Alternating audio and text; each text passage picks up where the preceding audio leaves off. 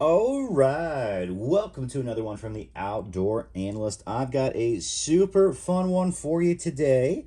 We're going to be talking about, a Nanner knife. But before we dive in, hey, if you wouldn't mind taking a second, hitting the subscribe button if you're new to the channel. I usually drop about a knife video every single day, or axe, or along those lines. And every comment and every like also really does help. I would really appreciate that. Hey, and if you're also new to hunting, I just dropped a new book on Amazon, The Heart of the Hunt. It is a great starting point. Okay, let's dive into a very fun knife. This is the Nanner from CJRB, and it is absolutely wild.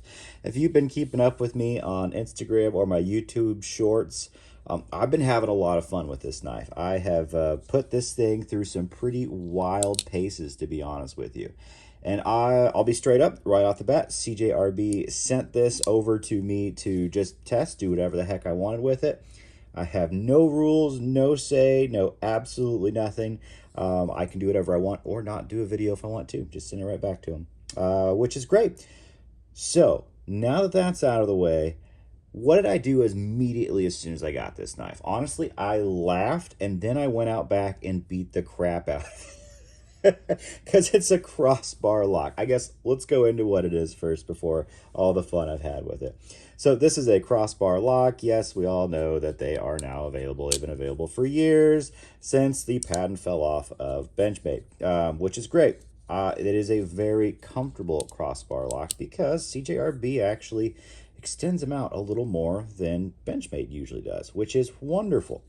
This is a wild Persian-esque blade. It's 3.23 inches long.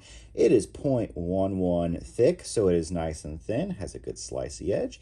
And the steel is AR RPM 9, the spray form version of, well, there was a big controversy back in the day. It's not, it's just a spray form, decent, I don't want to call it a budget stainless steel, which is really nice. And maybe I'll talk about it a little bit because it's actually a pretty decent steel. We have G10 on the handle scales, which is great. Some really skeletonized stainless steel, I believe, liners on here, which is lovely. There is a tiny bit of flex, but it's G10. This thing feels really nice and solid. A really cool spacer and an ultra deep carry clip, which is wonderful, with the screws recessed. Thank you, thank you, thank you. All right, a little bit of jumping up front. It is three fun ways to open this, honestly. You can obviously use the crossbar, flicking it open and close. You can use the thumb stud, which is awesome. And then it is a front flipper, which I love slow rolling. I can't tell you why. It's so fun to do. It is really, really a fun knife. And it's not always in the yellow color pattern. You get this in green and black, and even a blacked out blade. I would actually suggest have fun with it. This is a great, fun knife. I love the yellow. This just makes me smile. It looks like a banana, and it really is not a gimmick. Look at how wild this handle is. It looks like a Sinkovich design or something, but it's actually very ergonomic. And I'll be honest, I have used this a lot for food prep. As soon as I saw this, I was like, oh yeah, perfect. It's going to be way beyond my knuckles there when it comes to actually using a cutting board or just cutting down your food. This thing is awesome for lunches. I have loved this. Kept with my lunchbox every day. It's been wonderful. And no one can get afraid of this knife, essentially, because it looks like a harmless, hilarious banana. And as soon as you start joking, yeah, this is called the Nanner, nobody will give you any sort of weird looks after that. It's just kind of funny at that point, which is lovely. It is ceramic ball bearings, and they are nice and smooth. It is such a smooth knife, to be honest with you. The opening, it's very, very good. It is very, very good. Almost, it's like glass-like. It's ceramic ball bearings. They're awesome. If you haven't touched a ball bearing knife in the last decade or two, I don't know where you've been. Now they're budget. These used to be like $700 knives essentially, but now you can get this thing for a whopping 45 bucks. Now, what do I think about it? It came in a really nice package. CJRB actually does a really good job. You know, you get a wonderful little zip pouch, nice cleaning cloth, comes in a good bag. Honestly, I have seen this packaging is better than, you know, I've had $700 custom knives that came with worse packaging, which is just sad. But it's beautiful. That's what this thing is. You know, sand polish on the blade. Really, really, really nice. Now, I have loved going out back and testing this knife. I've batoned this through kindling. I have batoned the crossbar lock directly. And then I've also done feather sticking with it. And it has done very, very well. I've been able to feather stick comfortably. Now, granted, you really kind of want to push your thumb up and do it that way in a nice, you know, handshake grip. That's pretty much the only grip you're generally going to be using with this knife. And I think that's fine. It's absolutely fine for an EDC knife. It's perfect for all your tasks, essentially. I have zero wiggle before I beat the death out of the lock. Zero front play, side play at all. And after even batoning, still perfectly centered. Perfectly centered. That is just amazing. The crossbar lock, and I know there's going to be like 15 comments of, oh, the Omega springs suck. Your springs are always going to break. I've broken so many of those. You know, I believe that you have. I have never broken a spring from a crossbar lock. I've never had an issue. And I've got multiple Benchmades who are I've got bug outs, the Adamas, mini Adamas, all of those that, you know, are the culprits of probably being the worst out there. This crossbar lock is just fine. And they are plenty tough. I literally baton through this thing. If you baton with your folding knife, 1, you're probably a little wild. 2, you're in a rough situation. 3, why did I do it? And why do I kind of do that with folders nowadays? Because I have been on trips with family where, yeah, all of a sudden we need to make a fire, need to get a bonfire going, and I didn't realize at some points that I didn't bring a fixed blade. And it happens. Sometimes you just have a folder on you. I want my folder to be able to do small kindling, to make small feather sticks very quickly, to get one going, honestly. Because it's just, you know, it's embarrassing if you can't. And I know that's a wild task, but I still require that out of my folders. Why? Well, because with another yellow knife, I had an issue once. I brought a Spyderco Salt, the original Salt when it came out in H1 steel. If you don't know, H1 is basically a butter steel, but it's completely it's completely stain resistant. But it's awful, and it was a terrible experience. So from that point on, I was like, I want a better folding knife, want a better steel. ARRP 9 M9 is a good, decent steel. People will call this budget. When it comes to edge retention, it's very similar to a good D2. Nobody really realizes that D2 used to be a premium steel Benchmade. That used to be the upgrade after, shoot, is it 154 cm was the regular stuff. D2 was the upgrade. This is kind of like a stainless D2, or think of it like AUS 10 if you've got like a Demco.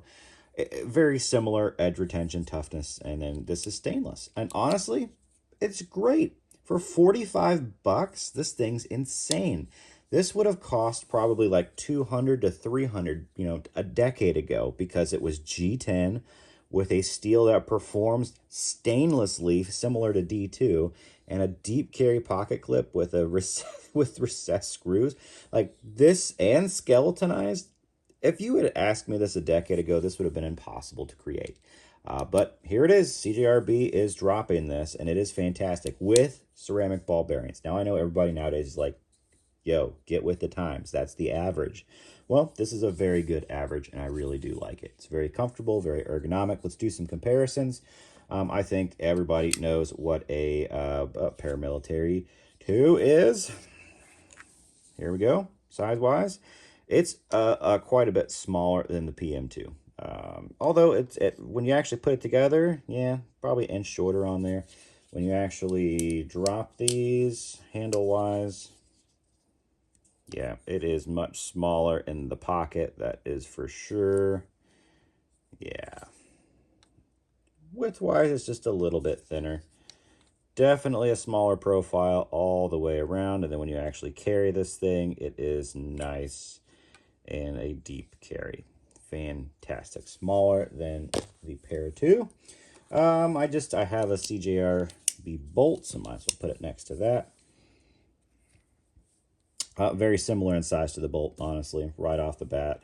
Pretty darn close, obviously, definitely a different carry profile. These actually do have different locking mechanisms, but pretty darn similar all the way around. Then another budget knife that's out there. This is the Miguron Norsa. This is in D2 and aluminum. And, you know, it's a good competitor out there for it, honestly. Deep carry pocket clip, aluminum versus G10. You're going to have pros and cons to each. I think aluminum looks classier. This is very smooth. G10 has a much more grippy feel to it. This is D2, which isn't stainless. This is ARRPM 9, which is similar but stainless, which is nice. You both have crossbar locks. Both have those ceramic ball bearings on there. 30 bucks, 45 bucks. Both are great, good budget options, very similar on blade stock and honestly feel. So a couple of good options out there. Nothing as nearly as fun as the Nanner though. There's just nothing that brings joy like this knife. It's so awesome in that way. It's just a smile. I love using this knife for EDC. I love taking this, you know, to the park, especially if we're gonna have like a picnic out there at the family. It has been wonderful, and it's very surprisingly ergonomic. And just so if anybody doesn't know, I have large to XL size hands, and this thing fits great. Fits absolutely great. Doesn't create hot spots. I like where the clip is, honestly. I love this deep carry clip. Some people may be annoyed a little bit by the spoon. Haven't had any issues with it personally. I think that's just fine. Oh, so there it is. There's the Nanner. If you're interested in one, get one. I've got links down below. Yes, they are affiliate links when it goes down to their website. I think there's also another 10% off if you're the first time buyer there, so you can get it for less than 45 bucks right now. Pretty sure that's pretty awesome happening right now. What do I think about it? Would I pick it up on my own? If you had told me about this knife, you know, like a couple of months ago, I would have said, no, that's insane. That's crazy. Look at that thing. After using it and just having fun with it, I actually really like the Persian style. Not only do I like the Persian style, I like the Persian style with the handle they put on here, because the handle literally puts the blade, you know, lower than your hand when you're using it. So it's very, very good for legitimately cutting up food, and I am such a fan of that. Now, I just realized that I have not actually torture tested this steel yet, and I feel like I should. Do I have a can around here that I can torture test? That's going to be the question. Yes, I do. All right, sorry about that. I wasn't planning on it, but you know what? I am now.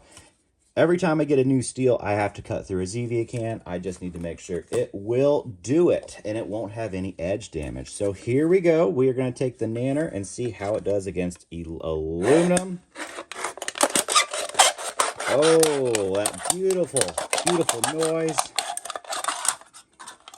Finish it off, finish it off.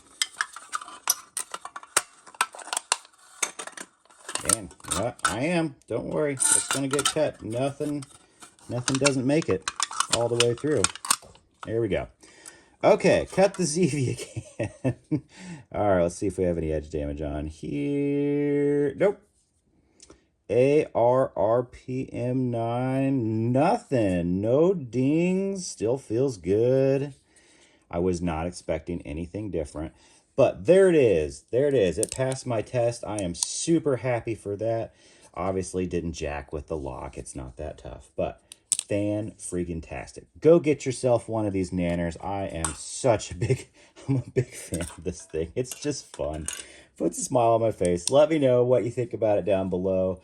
Put some comments down there. Would you pick one of these up? Would you use it for like food prep? I think it's great. What are some other options out there that are similar, especially kind of for food prep, maybe in the same price point? Because obviously you have like the Spidey Chef, but I'm interested. The more information, the merrier when it comes to that. All right, check out the next one.